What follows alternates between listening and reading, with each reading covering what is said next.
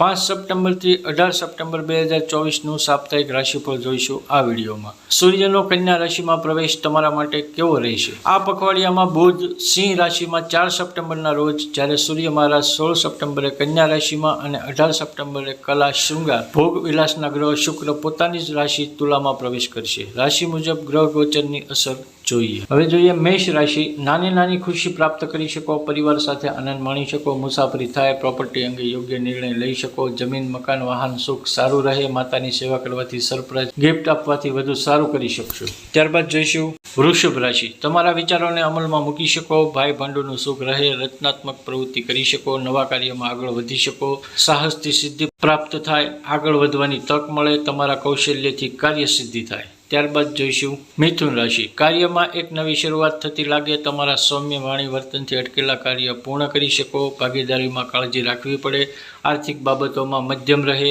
અન્ય બાબતોમાં મહેનતથી સારું પરિણામ લાવી શકો। ત્યારબાદની રાશિ જોઈએ કર્ક રાશિ।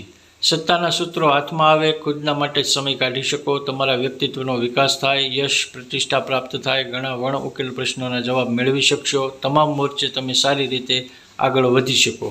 ત્યારબાદ જોઈએ સિંહ રાશિ। કેટલાક એવા બનાવ બને કે તમને માનસિક વ્યગ્રતા અને ઉશ્કેરાટ રહે, કોઈ બાબતને અહમનો પ્રશ્ન ના બનાવવો, વાદ વિવાદથી દૂર રહેવું, મતભેદ નિવારવા સલાહ છે, લાગણીના સંબંધોમાં પણ અનબન જોવા મળે। ત્યારબાદ જોઈએ કન્યા રાશિ। ગણતરી વિનાના સાહસ ના કરવાની સલાહ છે, આવક કરતાં જવાક વધી ન જાય તે જોવું, નાણાકીય વ્યવહારનો હિસાબ રાખવો, અંગત લોકો અને સગા સ્નેહી મિત્રોથી સારું રહે, આગળ વધવાની તક પ્રાપ્ત થાય। ત્યારબાદની રાશિ જોઈએ તુલા રાશિ। અગાઉના સમયમાં તમે કરેલા કાર્યના સારા પરિણામ આજે મેળવી શકો, કર્મના સિદ્ધાંતને સમજી શકો, સ્ત્રી વર્ગ પોતાની પ્રતિભા બતાવી શકે, વેપારી વર્ગને મધ્યમ રહે, નોકરિયાત વર્ગની પ્રગતિ થાય, વિદ્યાર્થી વર્ગને શુભ રહે। ત્યારબાદની રાશિ જોઈએ વૃશ્ચિક રાશિ। યોગ્ય સમય પર યોગ્ય નિર્ણય કરી શકશો, આ સમયમાં ભાગ્યની દેવી પ્રસન્ન થતી જણાય, નવીન તક હાથમાં આવે, ઈષ્ટદેવની આરાધનાથી લાભ થાય, ધ્યાન, યોગ, મૌનથી લાભ થાય, આધ્યાત્મિક ચિંતન થાય। ત્યારબાદની રાશિ જોઈએ ધન રાશિ। આ સમયમાં હકારાત્મક વિચારોની વધુ જરૂર રહેશે, જે બાબત વિચારી હોય તે બનતી જોવા મળે, દૂર દેશથી સારા સમાચાર મળે, અંગત મિત્રો સાથે મતભેદ દૂર કરી શકો, જૂના મિત્રોને મળવાનું થાય। ત્યારબાદની રાશિ જોઈએ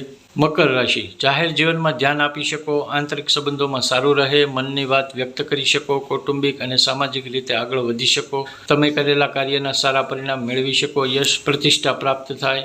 ત્યારબાદની રાશિ જોઈએ કુંભ રાશિ। હિત શત્રુઓથી સાવધ રહેવું, વધુ પડતા વિશ્વાસે ના ચાલવું, વ્યક્તિગત દેખરેખથી કામ કરવું સારું રહેશે, ખાવા પીવામાં પરેજી રાખવી, તબિયતની કાળજી લેવી, વધુ પડતી દોડધામ નિવારવાની સલાહ છે। ત્યારબાદની રાશિ જોઈએ મીન રાશિ। વિદ્યાર્થી વર્ગ એકાગ્રતા કેળવી શકશે, સંતાન અંગે સારું રહે, વિદેશ જવા ઈચ્છતા મિત્રોને સારું રહે, પરિવાર સાથે આનંદ માણી શકશો, પ્રણય માર્ગે આગળ વધી શકો, ગમતી વ્યક્તિ સાથે વાતચીત કરવાની તક મળે, તમે મનની વાત વ્યક્ત કરી શકો। જો મિત્રો તમને આ રાશિફળ વિશેનો વિડીયો સારો લાગ્યો હોય તો તમારા સગાવાલા મિત્ર સંબંધી સાથે જરૂરથી શેર કરશો, ચેનલને સબસ્ક્રાઈબ કરશો અને એક લાઇક પણ કરશો। Thank you.